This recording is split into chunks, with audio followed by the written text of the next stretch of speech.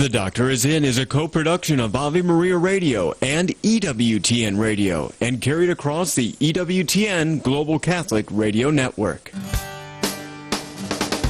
I need you to knock some sense into me. I'm sure you can. Yeah, I don't know. I enjoy listening to you. I don't always agree with everything. All right, enough of this persiflage. So, you want my question? I'm certainly not going to get myself in trouble by telling you what to do. That makes great sense. Gosh, that's good. That I overwhelm you with words and wisdom? I've got 7 kids. I feel like I could call you every day. Wait, you're telling me I'm wrong? Disconnect. Yes, I am, Dr. Ray. You just need to tune in to Dr. Ray, honey. He's got all the answers. Am I right or am I right? Probably. Now, from the studios of Living Bread Radio Network in Canton, Ohio, the hometown of Mother Angelica, here's Dr. Ray. It is said there is no excuse for laziness. However, I am still looking. Very nice to have you with me here on The Doctor Is In. This is not E-Person Monday. No, this is Talk to You Monday. Every so often we do this. We alter the schedule. It's not rigid. You know, we have to be flexible in life. Because a lot of folks, for whatever the reason, they may only be able to listen on a Monday, which probably leaves them with some pretty heavy psychological gaps. It's another program. But when we do a live program, substituting for E-Person or substituting for Look Back on Fridays, we get a lot of calls because it's a chance for people to call in who otherwise would not be able to. So this is not, let me stress it, an E-Person Monday.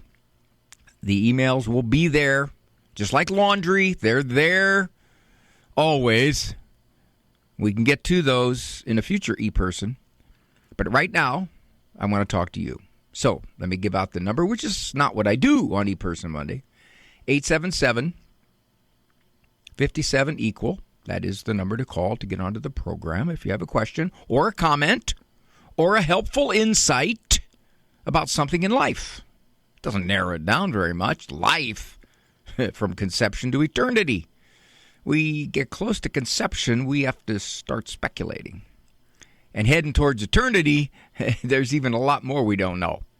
Nevertheless, on this tiny little sliver of earthly existence that we have in the overall scheme of things, it's what we know.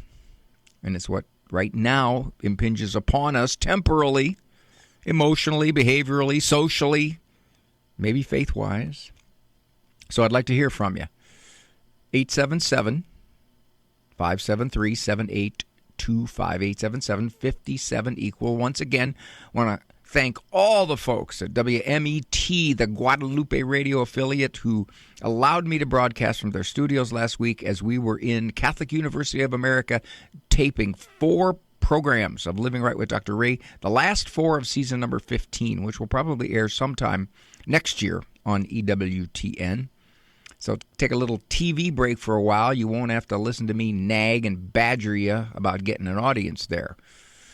At least not for a while. But I will nag and badger you about phone calls. 877-57-EQUAL is the number to call to get on to the program. I've been working on a formula. Some people say, I'd like to call in, but I don't know how long I'll have to wait. If you're a parent and the children are still being raised by you, the formula that I've come up with is P equals T, the quantity N minus A squared. Now, that means nothing to you until I identify the variables. P, that's patience, equals T times the quantity, the number of children minus their ages squared. So, in other words, it's easier to wait on the phone the less children you have or the older they are. It's real straightforward there, but that was my formula there. So P equals T times N minus A, the quantity squared. Binomial equation, about one of the few things I remember about all the mathematics I had to take through high school and college. Whew, I know it. Got into calculus and all that stuff. I was stunned. As my daughter said when she was learning some of the grammar rules in homeschooling, and she said to her mother, in all seriousness, why do I have to know this? When am I going to use it? 877-57 equal. I don't see anybody up there yet, so let's line them up. Talk to Eric Dumont. He is waiting. I was in a grocery store. This was probably, 30 years ago. Yes, I know. I was in middle school. I saw this magazine that looked, it was I don't remember the details, a parenting magazine or some kind of family magazine. The cover byline said, should you use timeout? Now, well, all right, I will get to that in a second then. So I flipped it open to the article, and the woman who wrote the article was a high-profile development person, child development. She had some letters after her name. She was a college prof. And the first line of the article, sitting in a chair for a child is a humiliating experience. Whoa! What, are you going to eat standing up? What about car? That's kind of sitting in a chair, isn't it? Well, she was alluding to a child being placed in timeout when they didn't want to go. That's what she was alluding to. So she was essentially making the case that timeout is just totally inappropriate for children. It's isolation. It's social shaming. She had a whole bunch of things. Now, lest you think she was an outlier, I was in a New England state some many years ago. I gave a talk to child care specialists in their home. These are people who had kids. They were licensed by the state to bring kids into the home and use, I don't want to say babysitting, but child management and care. One of the ladies came up to me afterwards and said that what introduced into the state legislature was a bill affecting them, outlawing in their homes the use of, you ready? You ready? No, not spanking. Outlawing timeout. Yeah. Because apparently somebody who introduced that bill, and I don't ever know what happened to it, but somebody who introduced it was of the theoretical mindset that this is just awful, terrible, horrible. When I first learned of timeout in grad school, the total name of it was timeout from reinforcement.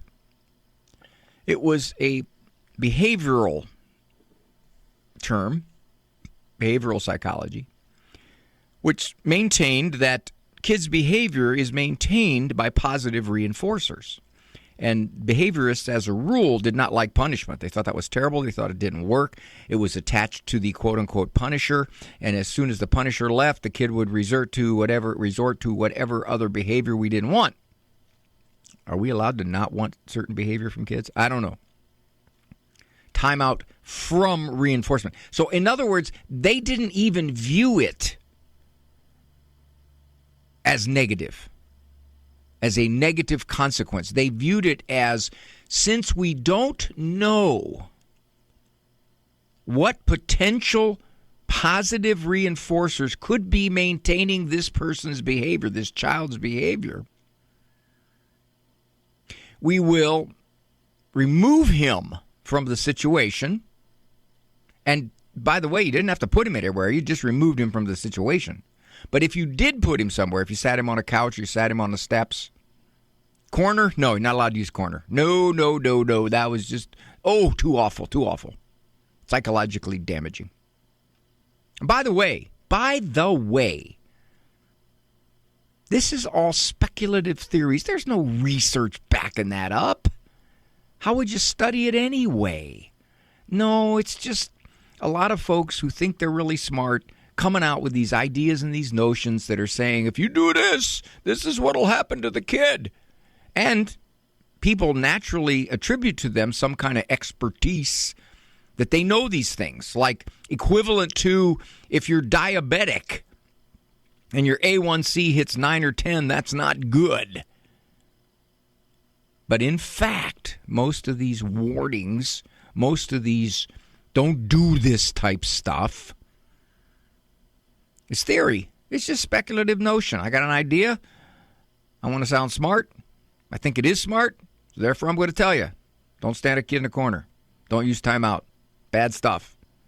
Going to affect the child. It's not going to work. Timeout is about the most benign consequence you can use. Sitting on a chair? Ooh, that's awful, isn't it? Psychologically scarring. I'll tell you what, if a kid is getting messed up psychologically by having to sit on a chair or stand in a corner, he is in big trouble as he gets older and has to deal with people and life and circumstances. Yikes. All right, I got to take a break because I'm going on pretty long here. 877-57-EQUAL, that is the number. I'd like to talk to you. You want to get on? Come on. We'll put you right up. I'm Dr. Ray. At Glass Doctor, our trained specialists are experts at fixing foggy and cracked glass, leaving any residential window looking like new without replacing the entire window. Bring back the view of any window with Glass Doctor. Visit glassdoctor.com to request a free estimate on repairing your foggy or cracked windows. Let Glass Doctor bring back your view. Call the Glass Doctor, we'll fix your paint. Oh, yeah! Life's uncertainties can arise without warning. And without a clear legal plan, your wishes may go unfulfilled. Through our partnership with mycatholicwill.com/AVE, you can designate guardians for your children and allocate your assets to the individuals and causes you hold dear. Create your will at no cost from the privacy of your home. This Thanksgiving, take time to prioritize your family's peace of mind. mycatholicwill.com/AVE. Marcus Peter hosts Unveiling the Covenants. What is a covenant? It's a vowed exchange of lives which results in an unbreakable family bond. Throughout Scripture, God seeks to espouse all mankind to himself in an unbreakable covenant bond. His covenantal love is a free gift, but it necessitates a response from us. We are free to accept or reject it. Let's learn what this means as we unveil the covenants. Saturday mornings at 11 and Sunday morning at 9:30 a.m. on Ave Maria Radio. Do you own popular index mutual funds or ETFs? If so, you're automatically own shares of companies that conflict with your moral beliefs. Ave Maria mutual funds are managed to conform to pro-life and pro-family values. Long-term investors can invest in the no-load Ave Maria mutual funds. The experienced professional portfolio managers make decisions based on investment fundamentals and pro-life values. You can learn more about Ave Maria mutual funds today at 866 Ave Maria or visit AveMariaFunds.com.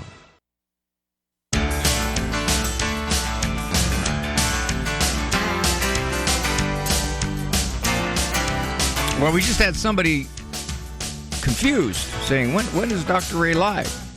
Well, live all the time, but, as in breathing, but normally Tuesday, Wednesday, and Thursday is the calling, but today we're taking calls too, because every once in a while we adjust.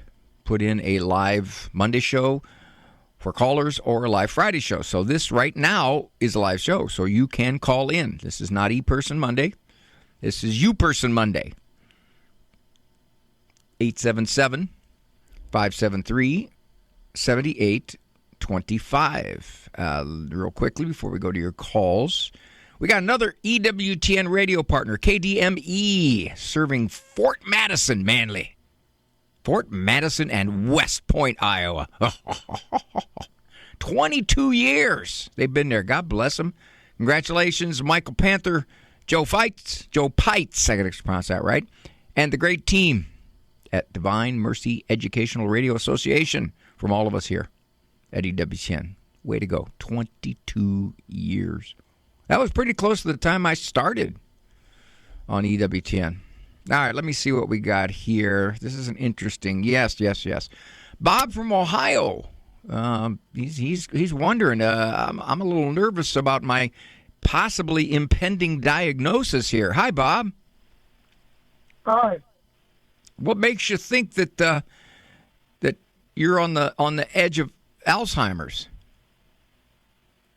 I just can't, I can't remember things, and everything I try to do is a chore. I just tried to order some stuff online, and it just got all messed up, and I ended up having to, make sure it was canceled because I didn't know what I did, After you made the order, you later on realized I don't recall exactly what I ordered, what I did? No, it just wouldn't work. All the buttons I was pushing, it just wasn't working. It wouldn't go through, and it said, re-enter, and then it said, use it, this number not accepted. Is this something that is happening more frequently, that things you used to be able to do now are becoming a struggle? Yes. Can you give me a couple more examples? Well, I'm having people, send me emails and stuff now, because when they tell me something, within minutes, half hour, whatever, if I don't write it down, I don't remember. Sometimes it'll pop back in. I'm sitting there trying to remember, sometimes it's like a couple minutes later, all of a sudden out of nowhere, it'll pop back. But most how old of the time, are you? I can't remember. Bob, how old are you, What? sir? How old are you? 68. 58 or 68? 68. 68. Well, that's relatively young for the onset of late Alzheimer's. If it were early Alzheimer's, 50s and 60s is possible. I think the question becomes, there's a certain amount of memory retrieval that happens with age. We lose the ability to recall things as well as we used to. That's kind of normal aging. That's part of it. If you're confused about things that are technology, welcome to the club. I do the same thing. I get lost all over the place. I think the question for you is functioning on a day-to-day basis. For example, you go to the store, you get in your car, and you're not sure how to get back home. Has that happened? No. Okay. Or you put something in the microwave, you put the timer on, and you make sure that it's safe. It's not a piece of metal that you're putting in there.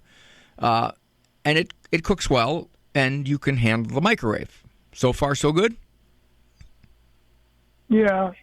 Okay. Because when it's done cooking, it's got a beeper that beeps to tell you that it's done. So I wouldn't forget.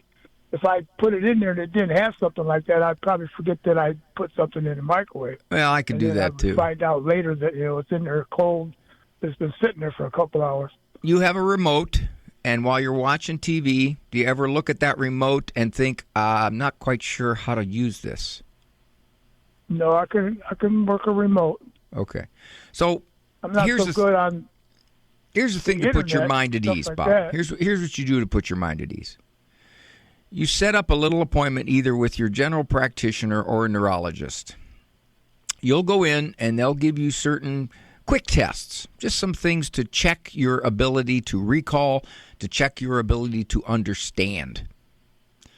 Sometimes there's just a small example. They'll give you the clock test, and they'll say, okay, draw the face of a clock and then put that clock at 10 after 10. So they'll just give you some brief tests. They'll ask you some things. They'll ask you where you are. They'll ask you who the president is, a whole bunch of questions, and they'll give you a sense of, okay, you did okay. You did fine. So for you, the question becomes, hello, Monsignor. The question becomes, is this just little here and there kind of slip-ups, mental slip-ups? Or is it the beginning of a pattern? And I think the way to determine that is get yourself to a physician, tell her what you're thinking about, what you're worried about, and that you would like some brief mental status exam. That's what it's called. And they'll check. That's what I did a year ago. And you passed it. You passed it, right? Should I do it again? Well, did you pass it then? Yeah. A year ago, they said the MRI showed there's nothing wrong with your brain. And I did the little mental test like you said. And they said, you did okay. You did fine. All right. And that was a year ago. Well, chances are you're not going to plummet that much in a year. So go again just there's one other factor, too. All right. My mom had some kind of a, brain type thing. I don't know what I was pretty young at the time. I was probably only 10 years old or whatever. And she went from, just like, she went from forgetting things to walking around the house crashing into stuff and had to be put into a nursing home. Mm-hmm. So that's what I'm afraid of. Well, it's not happen quick. It may not be a clear line lineal genetic thing, Bob. You can't know that. And plus, we don't know if it was something a little different. It sounds like it was perhaps MS, or it might have been Parkinson's, something that was motor involving. So you don't know that. So you ease your mind by once again going to the doctor and saying, look, since I took this last time, I'm feeling like I'm slipping a little more, and I just want to know if this is part of my natural aging process or something has deteriorated. And if that's the case, if they catch it on the front end, there are some drugs that we can take that will slow down somewhat, not a lot, but somewhat, the cognitive struggles. So that's what I would suggest you do. I can't diagnose you from here. I'd have to sit and talk with you at great length and give you these tests and figure it out. So you go through a physician, and that's the best way to do it, Bob. Ease your mind. And something tells me you're going to be just fine. You take care, my friend. Diana, as we are jumping from one end of the age spectrum to the other. Oh, come on, Diana. All right, go ahead. You tell me, and then you ask me. Hi, Diana. Hi, can you hear me okay? Absolutely. I caught you at the tail end of the introduction to your show today, and I caught a part about that you were saying about when a child gets punished or has consequences. And that's the reason for my call. Am I talking about the right topic today? Well, this goes to show you, my dear, what happens if you don't catch everything in context. What I was saying was there are no shortage of experts who theorize that if you punish or you use a chair or you stand a child in a corner, it's going to have psychological ill effects. And I was basically debunking that. All right? So your question here, when your son was in preschool, he would be placed in a red chair and desk, which using the color, I'm sure there's experts who would have all kinds of trouble with that color. Red, that's a hostile color, Correct. And so your kid is now 16, and what are you wondering? It's just one of those things that I've always looked back on with regret, even though I took him out of that preschool in a matter of months because that didn't sit well with me. And I had him evaluated because of that with a psychologist, a school psychologist. And he said that he was just a very normal, active 3-year-old boy because he was very curious and he liked touching things in the classroom and at them. And I guess he wasn't the type to just sit down quietly. And so... Diana, you stay right there. We're going to have to take a hard break. I'll come back and I'll pick you up, so don't leave me. This is Dr. Ray, 877-57-EQUAL, number to call to get onto the program. Thank you.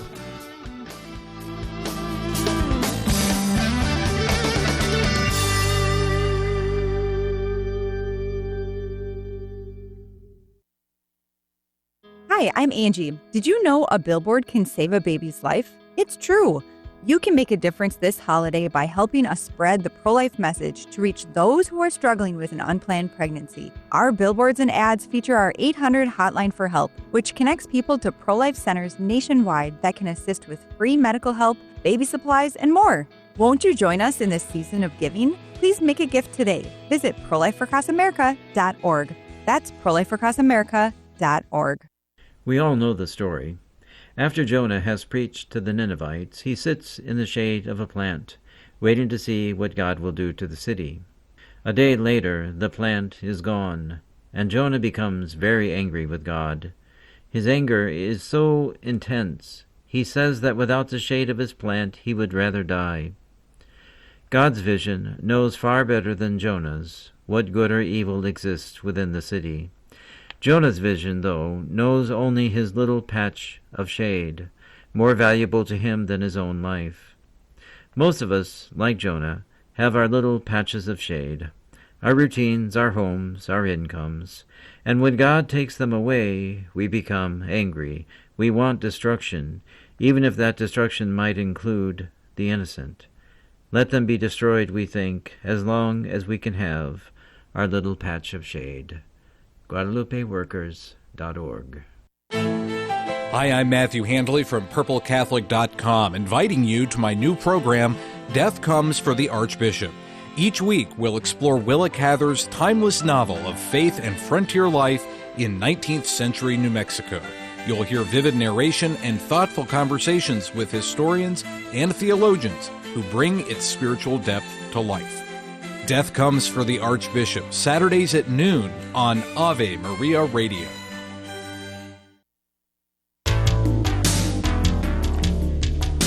Boom, boom. You heard about those saints that can bilocate? Well, I do a version of that. I bilocute, speaking to two cities at the same time. Actually, to be correct, it's omnilocute. Many cities. I'm talking to Diana.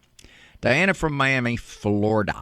And she is wrestling with something that a lot of people wrestle with because the experts have really confused them and made them scared, which is when her little 3-year-old guy was in preschool, he was sat in a red chair every day.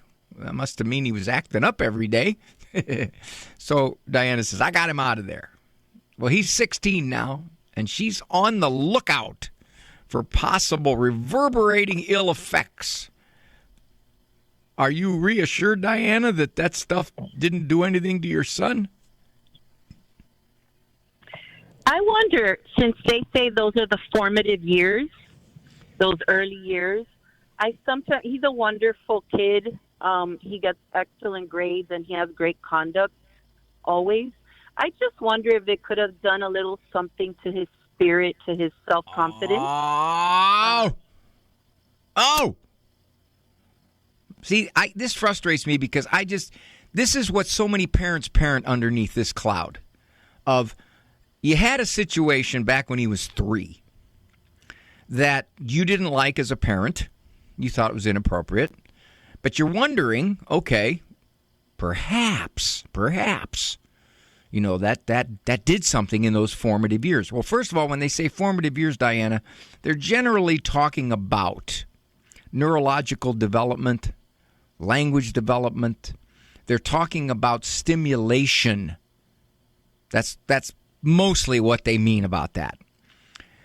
Right. If you're talking behavior, he was 3.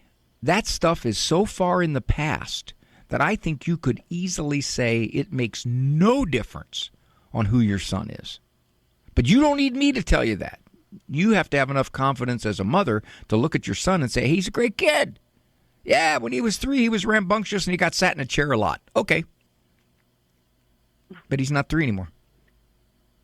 And all of the factors that make him who he is now are much more powerful than the fact that, let me draw this parallel. There are those people who have had severe trauma in their childhood. Abuse, neglect, nasty stuff. And yet, there is a percentage of them who go on to do well. They strive. They pull it together as they get older. And they grab onto healthy ways to live. So your little guy just being sat in a chair because he was rambunctious, maybe challenged his teacher, so she sat him in a chair. And it was red. Oops, red. I'm not God, but I am 99.99999% confident that this has absolutely nothing to who your son is today. So there you go. Thank you for that. I appreciate it. You are welcome, dear. Just let that one go. You know, my children are adopted, and several of them, we got older, and they had histories way worse than your son, who had a bunch of sittings when he was in preschool. Well, my kids are doing okay as adults. We didn't get them till later, and there was a lot of stuff in their environment that we couldn't control, especially the womb environment with the drugs and the alcohol. Nevertheless, I think they're doing pretty well as adults. But you know what, though, Diana? They were never sat in a red chair. I think that's what did it. God bless you, honey. Thanks for the call, okay? Thank you so much. Have right. a wonderful day. You're Bye-bye. welcome. Bye. Oh, man, that's going to be a look-back call because I am so frustrated by poor parents getting assaulted by these expert notions that if this happened 12 years ago, you can't know what effect this is going to have. I mean, I've had so many experts say these kinds of things to parents. All right, never mind. Let's go. We're bouncing around from young to old because Sue from Iowa is now talking about her mom, who's 99. Hello, Sue. Hello, Dr. Ray. You're welcome. Thanks for calling. Yes, I'm calling about a difficult situation. My mother's in a care facility in Illinois, and only my sister out of the 5 of us lives in the same town. And she wants to be done dealing with my mom. She doesn't, I think, even talk to her, see her,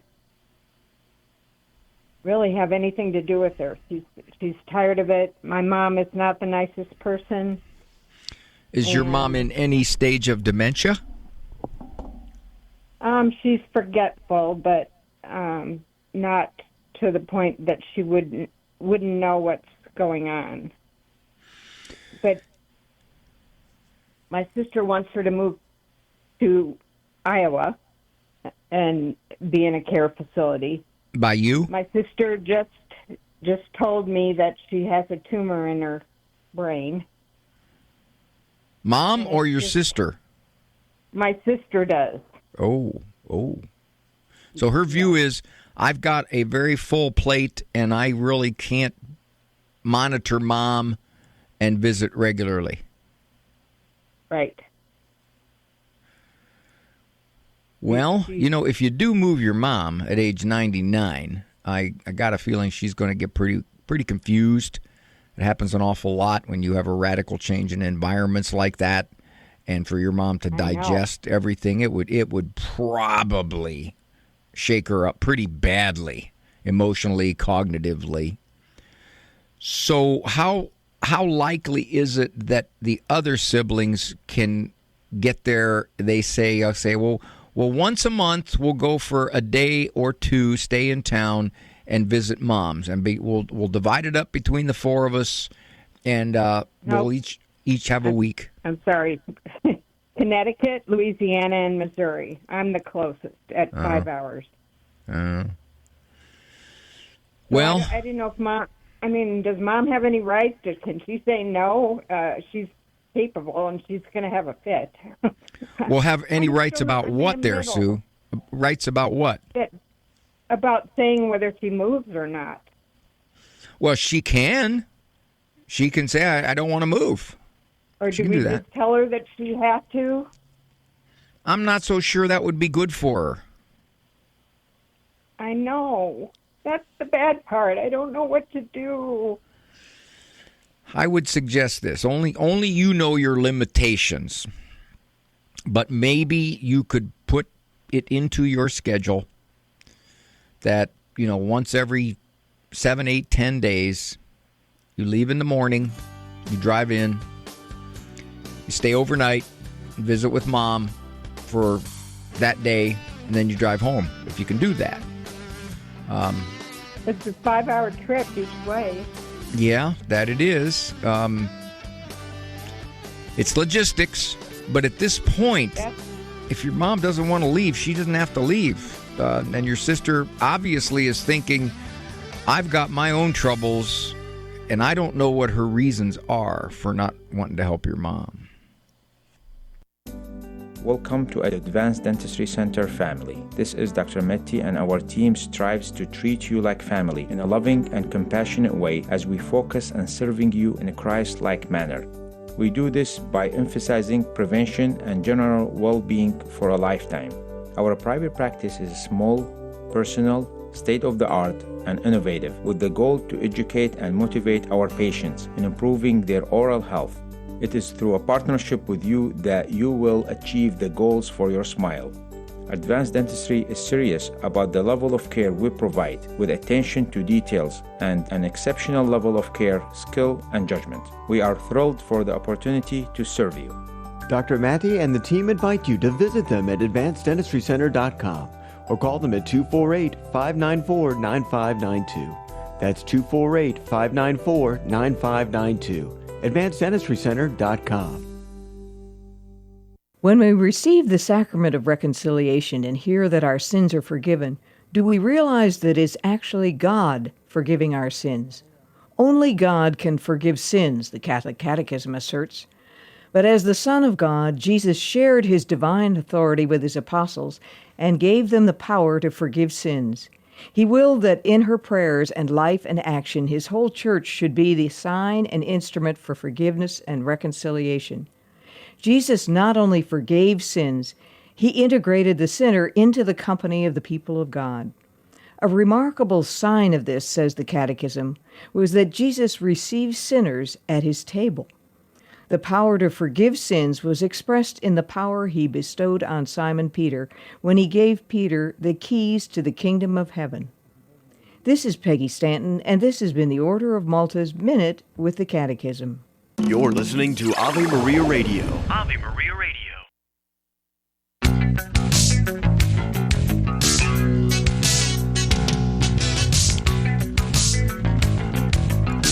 Thank you for joining me here. It's not E-Person Monday, it's You-Person Monday. We're doing some call taking. I'm talking to Sue from Iowa. Situation summarized. Her 99-year-old mom is in a facility, a care facility, in another state, about 5 hours from Sue. The sister, which I'm going to say if mom's 99, is probably a pretty good chance the sister's in her 60s, maybe even 70s, and says, I can no longer take care of mom. I don't know the degree. Sue, are you still there? Yes, I am.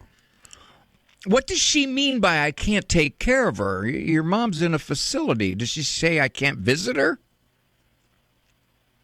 Right. She Whoa. doesn't want to talk to her. She doesn't want to see her. Oh. Yeah. So it's not a matter of... There's a lot of hostility there. Yes. Okay. Her attitude, correct me if I'm wrong, but her attitude is, you weren't the greatest mom, you weren't a very nice mom, and now when you're old and cantankerous and difficult, you want me to come around to take care of you? No, ain't doing it. Is that kind of her attitude? She's ruined my sister's life. Okay. How, I do not know. All right. Well, But that's good to know. Difficult to get along with. That's good to know because that tells us your sister's not going to budge. And if, in fact, she's been diagnosed with a tumor, then she really is of the mindset that no way, no how can I do this.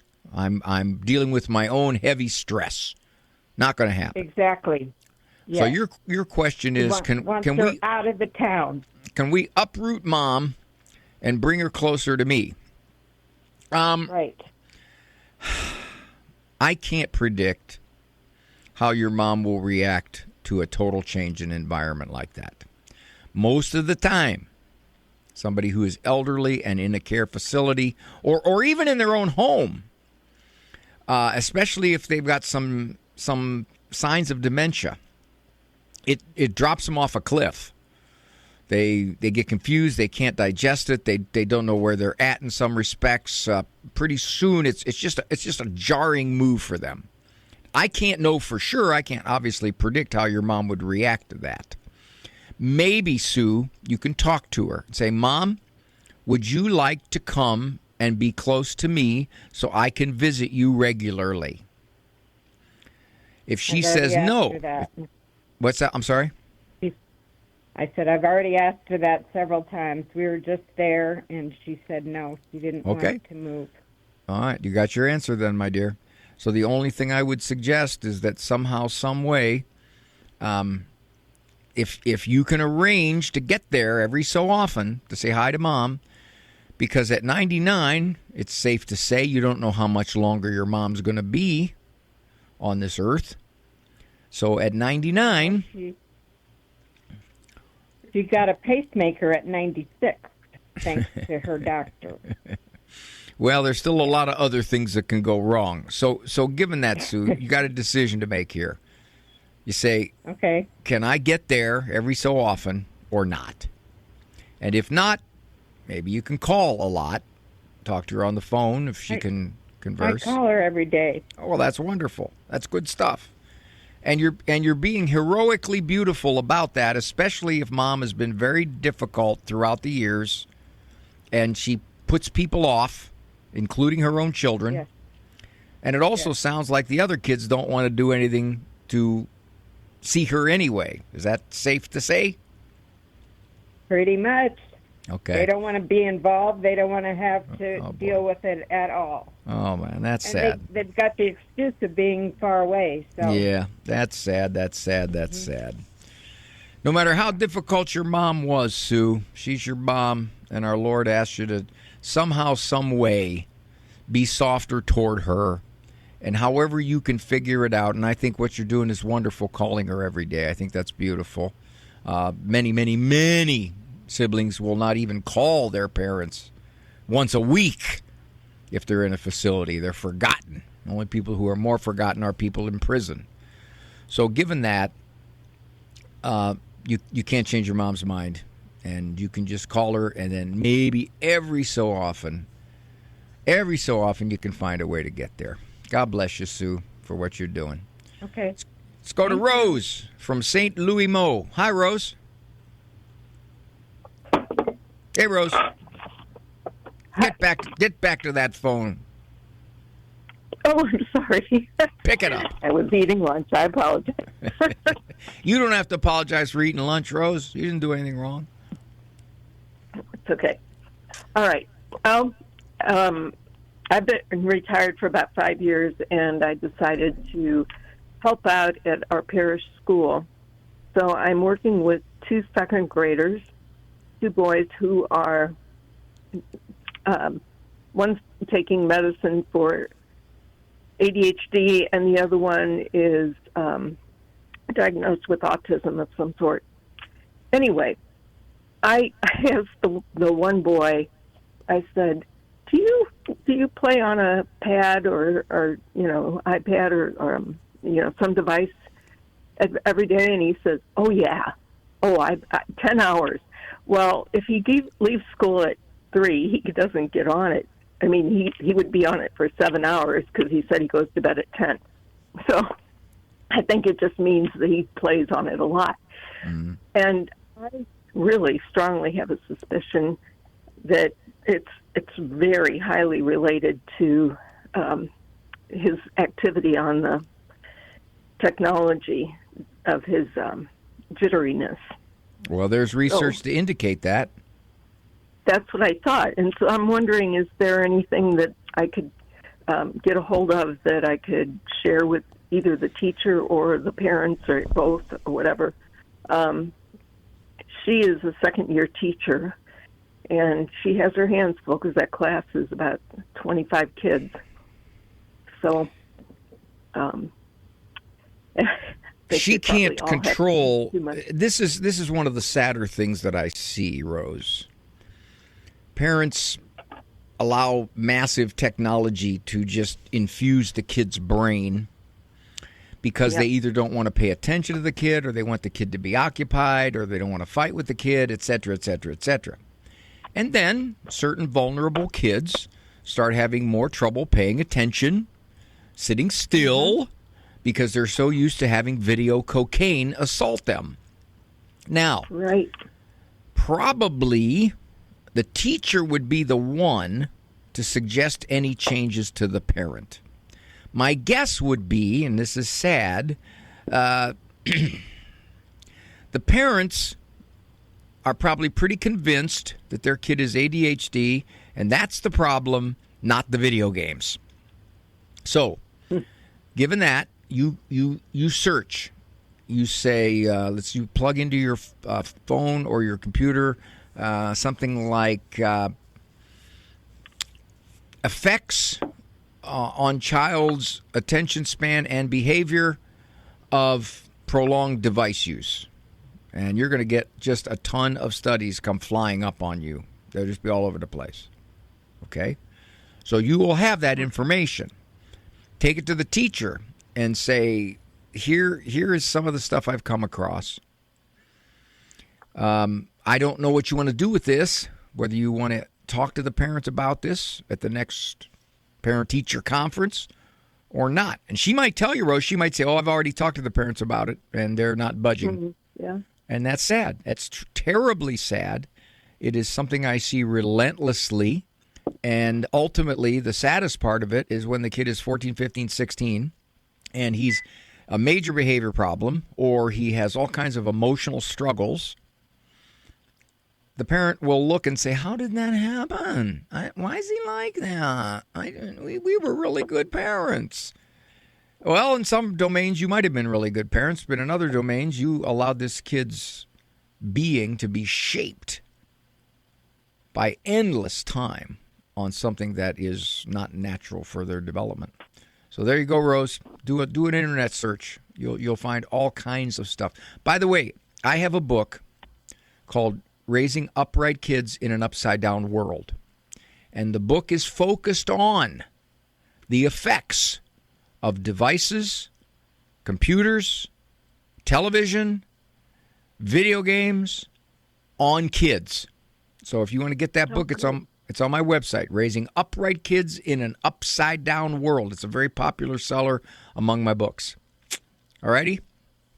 Appreciate that. You're welcome, Rose. Thank you. This is Dr. Ray. This program brought to you in part by Ave Maria, Florida, a big kind of small town where golf carts take you everywhere and there's always something fun around the corner. Discover championship golf, resort-style amenities, and a town center full of shopping and dining. With Ave Maria University and Ave Maria Catholic Church at its heart, it's a community full of connection and charm.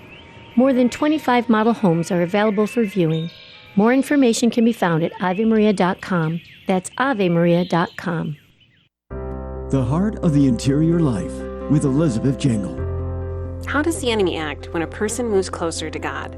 St. Ignatius of Loyola writes in the second of the 14 rules for the discernment of spirits, "For then it is proper to the evil spirit to bite, sadden, and place obstacles, disquieting with false reasons, so that the person may not go forward." The enemy bites on a person's thought, causing inner distress, worry, creating anxiety. The enemy's bite unsettles the person. The enemy does not want us to have peace of heart or happiness when we are growing in our service of God. The enemy also brings sadness. Father Timothy Gallagher writes, "A sadness with respect to God, to prayer, to the love of others in God, that is, to everything involved in the pursuit of God's will."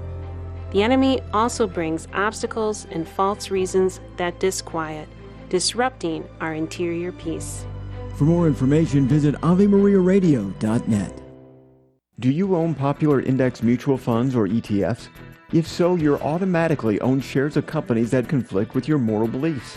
Ave Maria mutual funds are managed to conform to pro-life and pro-family values. Long-term investors can invest in the no-load Ave Maria mutual funds. The experienced professional portfolio managers make decisions based on investment fundamentals and pro-life values. You can learn more about Ave Maria mutual funds today at 866 Ave Maria or visit AveMariaFunds.com. Got time for one more call and a caller who disagrees with me, so this is good. Isabel from Washington is responding to a call last week, and she said, Dr. Ray, you missed it. All right. Isabel, tell me the call. Tell me how I missed it. Okay, Dr. Guarendi, the great Dr. Guarendi, who always has perfect advice. It was the call last week when a woman called who was taking care of 3 grandchildren under the age of 3, and her great-grandmother was taking care of the children 2 days a week, and anyhow, she couldn't do it. She had to work. She had to go to school, back to school, and had her own children, and then you were trying to, and she felt guilty about not wanting to take care of these 3 grandchildren. And the point that in your trying to struggle to try to help her to work out this, one thing you didn't suggest was that mother needed to not work. She needed to stay home and take care of her own children, even if it meant some kind of loss in income, a middle-class lifestyle income or something. You know, women work for different reasons. Some of them are needy. Some of them are to advance careers. Some of them are, who knows. But I had wanted to hear you say, is there any way that mother could stop working and be her own, take care of children? Isabel, got a question for you. Why do you think I didn't make that recommendation? I don't know, Dr. Ray. I think probably because it's not a popular answer for women to give up a job to stay home. Yeah, but I wouldn't duck something just because it's not a popular answer. You know that. Okay, then why did you duck it? Because she didn't call. In other words, the mother of the kids did not call. Grandma was saying, we have to watch these kids. And if I say, well, go tell Mom to quit working, probably there's a 99% chance that Mom either has to work, wants to work, feels like I can't handle these 3 kids. So in other words, probably the best way to get Mom to quit working would be to make her responsible for her own children. Right. Rather than telling her, if I were to say, well, she needs to come home and take care of her kids. Well, that doesn't do anybody any good because she didn't call. And it was Grandma who said, I can't do this anymore. So if Grandma says... going to suggest it to the mother? Grandma would have to. Grandma would have to. Yes, she would. She would. I felt like it was an answer that needed to be said, or the grandmother needed to raise that possibility. Well, yes, but here's the problem. When somebody calls, for example, I had a situation once where somebody called, similar to you, Isabel, and they said, you mishandled that marriage call. It was a situation where the husband was scolding and unpleasant to the wife, and she was very miserable about this. I got an email where they said, you needed to tell that husband to not be that way, to protect his wife and to love his wife. And I thought, well, yeah, but he didn't call. And for me to say that would be a waste of time because she was telling me that's the way he was. And she was doing everything in her power to stop him, and it didn't work. So for me to say, well, you tell him he needs to stop being so scolding, as a psychologist, I can't do that because I can't say, yeah, go change that other person, because I had to focus on her turmoil. Same thing with Grandma. She was watching these kids you can't watch anymore, and if I said, well, you shouldn't have to watch them because Mom shouldn't be working, that may be true, but my gut tells me there's a strong likelihood that Mom will either put him in daycare or continue to work for whatever the reason, whether she has to or she wants to, whatever it might be. That's why I didn't say it. But I see what you're saying. I could have asked Grandma. I could have, but keep in mind now, it's only a 5-minute radio call. I could have asked Grandma, why is it that Mom is working and you're watching the kids? Could have done that. And probably I should have put that as a look-back call so I could do that in the future. Isabel, good point. Thank you for calling. This is Dr. Ray. I got to run. So tomorrow, good Lord permitting, we'll see you again. Thank Andrew Kruchek and Eric Dumont, my compadres there in Ann Arbor. And I thank EWTN, Global Catholic Radio Network. Walk with God. Please don't ever leave that walk. And if you do, run back to it as fast as you can. For information on Dr. Ray's presentations, books, and CDs, visit drray.com and follow him on Facebook and Instagram. The Doctor Is In is a co-production of Ave Maria Radio and EWTN Radio and carried across the EWTN Global Catholic Radio Network.